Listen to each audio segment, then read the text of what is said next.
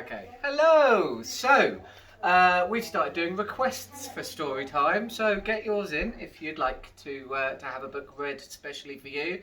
This one is one of our favourite customers, Rami's favourite book.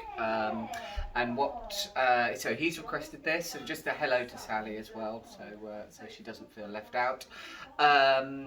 And hello to Caroline as well, because she'll feel left out too. Anyway, so we're going to read the story of the little mole who knew it was none of his business. And this is a shop favourite. We have a little mole. We have a little mole painted on our wall down there, and we have a little mole that we dress up, a little cuddly toy. He's always in our window. This is actually like the German equivalent to the Gruffalo. It's that big in Germany. They love it. So there's also a plop-up edition, which is just genius, and that came out this year. But we're going to read this one.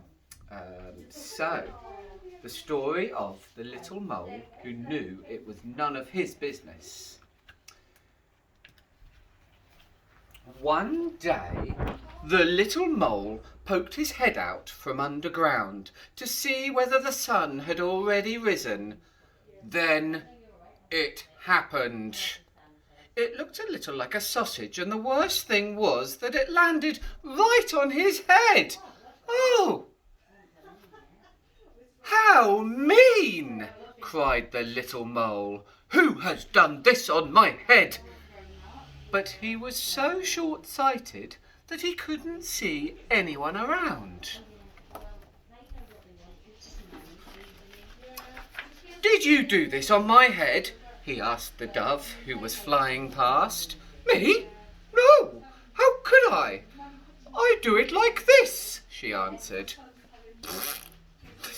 And splish, splish, splish, a moist white blob landed on the ground right next to the little mole. His right leg was splashed with white. Ooh. Did you do this on my head? He asked the horse who was grazing in the pasture. Me? No, how could I? I do it like this. And flump, plump, 5 big fat horsey apples plopped down within a hair's breadth of the mole. He was very impressed. Did you do this on my head? He asked the hare. Me? No, how could I? I do it like this, answered the hare. And rat-a-tat-tat, 15 little round beans shot past the mole's ears. He saved himself with a daring leap. Did you do this on my head? He asked the goat, who had been dreaming a little. Me? No. How could I? I do it like this, she replied. And plippity-plop, a pile of toffee-coloured little balls tumble on the grass. The little mole found them almost appealing.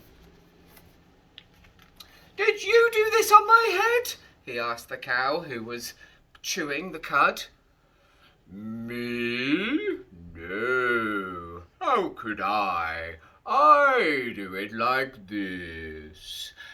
And kerplosh! A big brownish-green pancake flopped into the grass just next to the mole. He was very relieved that it hadn't been the cow who had done something on his head. Did you do this on my head? He asked the pig. Me? No, how could I? I do it like this, replied the pig. And plop splat, a little soft brown pile fell onto the grass. The mole held his nose. Ooh. Did you do this on my... He was going to ask again, but as he came closer, he saw only 2 big, fat, black flies, and they were eating! At last, someone who will be able to help me, thought the mole. Who did this on my head? He asked excitedly. Keep nice and still, buzzed the fly. There was a short pause, and then... It is clear to us that it was a dog. Basil! Oh, no, not yet. Finally, the little mole who knew the little mole knew who had done the business on his head.